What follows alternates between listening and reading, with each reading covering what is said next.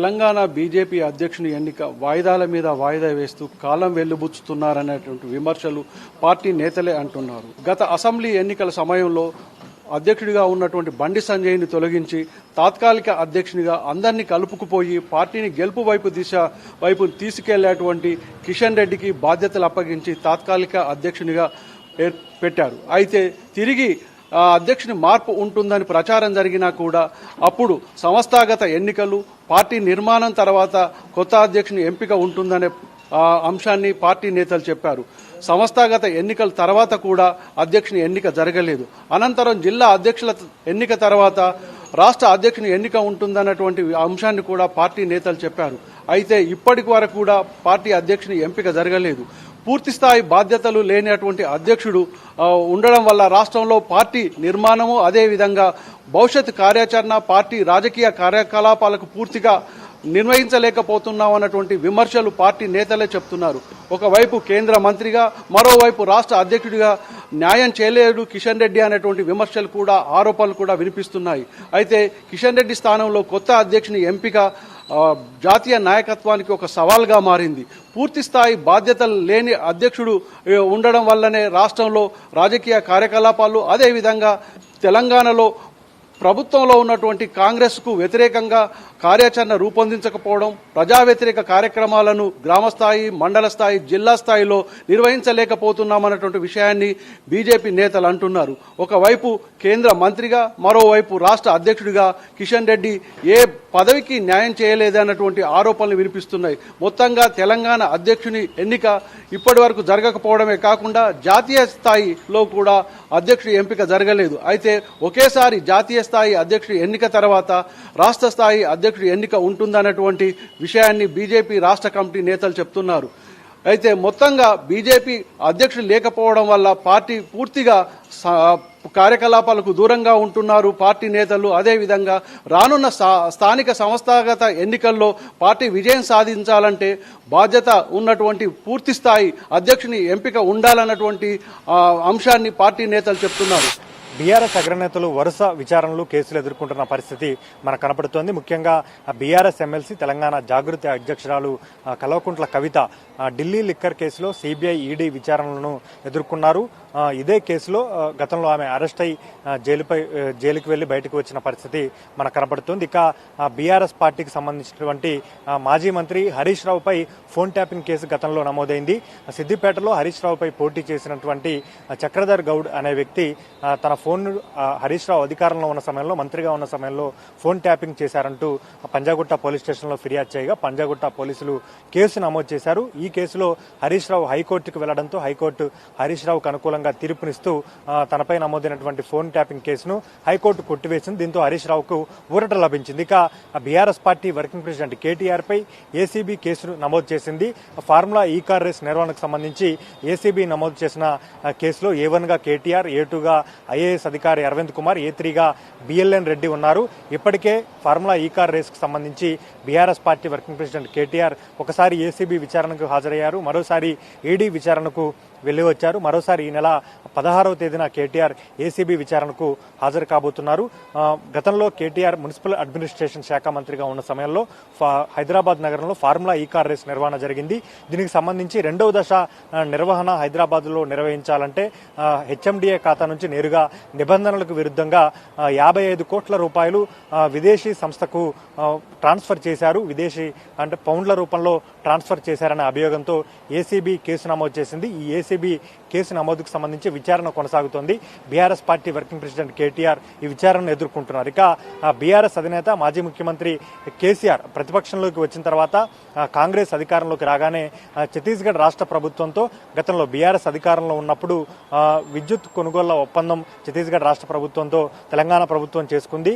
దానికి సంబంధించి అదేవిధంగా భద్రాద్రి, యాదాద్రి థర్మల్ పవర్ ప్రాజెక్టుల నిర్మాణం జరిగింది. కాబట్టి ఈ రెండు అంశాలపై విద్యుత్ కమిషన్ను కాంగ్రెస్ ప్రభుత్వం ఏర్పాటు చేసింది. దీంతో విద్యుత్ కమిషన్ చైర్మన్గా ఉన్నటువంటి జస్టిస్ ఎల్ నరసింహారెడ్డి అప్పట్లో కేసీఆర్కు లేఖ పంపారు. లేఖ పంపి ఛత్తీస్గఢ్ రాష్ట్రంతో ఒప్పందం చేసుకున్నటువంటి విద్యుత్ ఒప్పందాలు కావచ్చు, Bhadradri Yadadri thermal power plant ప్రాజెక్టుల నిర్మాణాలపై తమ అభిప్రాయం చెప్పాలంటూ కేసీఆర్ను కోరారు. దీంతో 11 పేజీల లేఖను విద్యుత్ కమిషన్ చైర్మన్కు కేసీఆర్ పంపించిన పరిస్థితి మనకు కనపడుతుంది. ఇక మరోవైపు బీఆర్ఎస్ ప్రభుత్వ హయాంలో అత్యంత ప్రతిష్టాత్మకంగా నిర్మించినటువంటి కాళేశ్వరం ప్రాజెక్టుకు సంబంధించి అందులో ఎప్పుడైతే అసెంబ్లీ ఎన్నికలకు 2 నెలల ముందు మేడిగడ్డ బ్యారేజ్లోని 7th బ్లాక్లో 2 పిల్లర్లు కుంగాయో దానికి సంబంధించి కాళేశ్వరం ప్రాజెక్టులో అవినీతి చోటు చేసుకుంది, నిర్మాణ లోపం, అదేవిధంగా సరైన ప్రాంతంలో మేడిగడ్డ, అన్నారం, సుందిల్లా బ్యారేజ్లు నిర్మించలేదంటూ కాంగ్రెస్ పార్టీ ఆరోపణలు చేసింది. అధికారంలోకి రాగానే కమిషన్ ఏర్పాటు చేస్తామని చెప్పింది. కాళేశ్వరం కమిషన్ను కాంగ్రెస్ అధికారంలోకి రాగానే ఏర్పాటు చేసింది. కాళేశ్వరం కమిషన్ చైర్మన్ గా జస్టిస్ పిసి ఘోష్ ఉన్నారు. దాదాపు కేసీఆర్తో సహా మొత్తం 115 మంది సాక్షులను కాళేశ్వరం కమిషన్ చైర్మన్ విచారించారు. అనేక మంది సాగునీటి రంగ నిపుణులు, కాళేశ్వరం ప్రాజెక్టు నిర్మాణంలో భాగస్వామ్యం అయినటువంటి ఇంజనీర్లు, మాజీ రిటైర్డ్ ఇంజనీర్లతో పాటు ఇక సాగునీటి రంగ నిపుణులను కాళేశ్వరం కమిషన్ చైర్మన్ విచారించారు. దీంతో చివరిగా కాళేశ్వరం కమిషన్ గడువు మే 31వ తేదీతో ముగిసినప్పటికీ రాష్ట్ర ప్రభుత్వం 2 నెలల పాటు జూలై 31 వరకు పొడిగించింది. దీంతో రాజకీయ నేతలైనటువంటి మాజీ ముఖ్యమంత్రి కేసీఆర్తో పాటు మాజీ మంత్రులు ఈటెల రాజేందర్, హరీష్ రావుకు నోటీసులు ఇచ్చారు. దీంతో ఈటెల రాజేందర్ జూన్ 6వ తేదీన విచారణకు హాజరు కాగా మాజీ మంత్రి హరీష్ రావు జూన్ 9వ తేదీన విచారణకు హాజరయ్యారు. ఇక జూన్ 11వ తేదీన మాజీ ముఖ్యమంత్రి కేసీఆర్ కాళేశ్వరం కమిషన్ చైర్మన్ ముందు విచారణకు హాజరయ్యారు. కాళేశ్వరం ప్రాజెక్టుకు సంబంధించి ఎందుకు రీడిజైనింగ్ చేసి కాళేశ్వరం ప్రాజెక్టును నిర్మించాల్సి వచ్చింది, కాళేశ్వరం కార్పొరేషన్ ఏర్పాటు, మేడిగడ్డ బ్యారేజ్ వద్ద నీటి నిల్వ, వీటికి సంబంధించిన ప్రశ్నలు కాళేశ్వరం కమిషన్ చైర్మన్ మాజీ ముఖ్యమంత్రి కేసీఆర్ ను అడిగినట్లుగా తెలుస్తోంది. దీనికి సంబంధించి బీఆర్ఎస్ ప్రతిపక్షంలోకి వచ్చినప్పటి నుంచి ఏదో ఒక రకంగా గత ప్రభుత్వంలో తీసుకున్నటువంటి నిర్ణయాలకు సంబంధించి కాంగ్రెస్ ప్రభుత్వం అధికారంలోకి వచ్చిన తర్వాత వేసినటువంటి కమిషన్లు, విచారణలు కొనసాగుతున్న పరిస్థితి మనకు కనబడుతుంది. రాబోయే రోజుల్లో ఎట్లాంటి పరిణామాలు చోటు చేసుకుంటాయి, బీఆర్ఎస్ అగ్రనేతలు ఈ విచారణలను, అదేవిధంగా ఈ కేసులు, వీటికి సంబంధించి ఏ విధంగా బీఆర్ఎస్ పార్టీ ఎదుర్కొంటుంది, ఏ విధంగా ముందుకు వెళ్తుంది అనేది మాత్రం చూడాల్సి ఉంది. తెలంగాణలో ప్రభుత్వాలు మారినా ఫీజుల నియంత్రణ చట్టం రావడం లేదని తల్లిదండ్రులు ఆవేదన వ్యక్తం చేస్తున్నారు. 10 ఏళ్లుగా తెలంగాణలో అధికారంలో ఉన్న బీఆర్ఎస్ హయాంలో కూడా ఈ ఫీజుల నియంత్రణ చట్టం కోసం ఎన్నో నివేదికలు, ఎన్నో ఆందోళనలు, విద్యార్థి సంఘాల నుంచి పెద్ద ఎత్తున ఆందోళన వచ్చినప్పటికీ కూడా ఫీజుల నియంత్రణ చట్టం రాలేదు. ఇక తెలంగాణలో కొత్తగా అధికారంలోకి వచ్చిన కాంగ్రెస్ ప్రభుత్వం హయాంలోనైనా ఫీజుల నియంత్రణ చట్టం వస్తుందని తల్లిదండ్రులు ఎంతో ఆశగా ఎదురుచారు. కానీ ఈ విద్యా సంవత్సరానికి సంబంధించి కూడా అంటే 2025-26 అకాడమిక్ ఇయర్కి సంబంధించి కూడా ఆ పేద మధ్యతరగతి తల్లిదండ్రులకు నిరాశ ఎదురైంది. ప్రతి ఏడాది కొత్త విద్యా సంవత్సరం మొదలవక ముందే ప్రైవేట్ కార్పొరేట్ స్కూళ్ళు విచ్చలవిడిగా ఇష్టం వచ్చినట్టు ఫీజులను పెంచుకుంటూ పోతున్నాయి. నర్సరీ చదివే విద్యార్థికి కూడా లక్షల్లో ఫీజులు వసూలు చేస్తున్నాయి.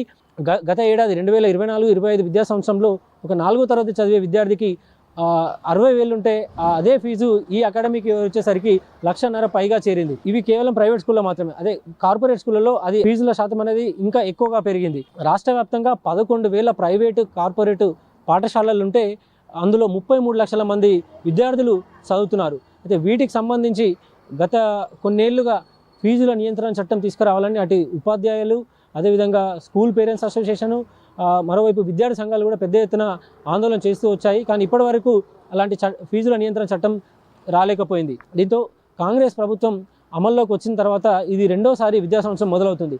ఈ విద్యా సంవత్సరం నుంచే ఫీజుల నియంత్రణ చట్టం వస్తుందని అంతా భావించారు. కానీ ఈ విద్యా సంవత్సరం ఆ ఫీజుల నియంత్రణ చట్టం రాలేదు. దీంతో కాంగ్రెస్ ప్రభుత్వం కొద్ది నెలల క్రితమే ఫీజుల నియంత్రణ చట్టానికి సంబంధించి ఒక విద్యా కమిషన్కు ఈ బాధ్యతలు అప్పగించింది. ఆ విద్యా కమిషన్ కూడా ఒక 5 కేటగిరీలుగా ఈ ఫీజులు అనేటివి ఉండాలి.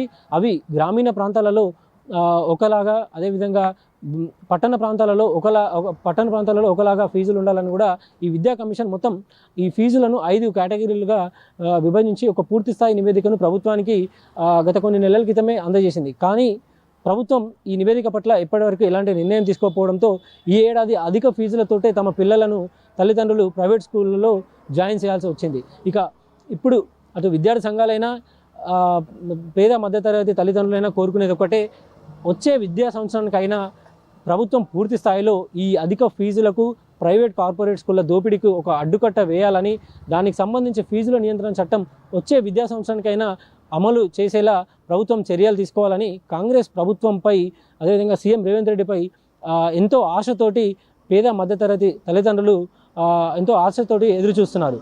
ప్రస్తుతం ఫీజుల నియంత్రణకు సంబంధించి ఇవి పూర్తి అప్డేట్.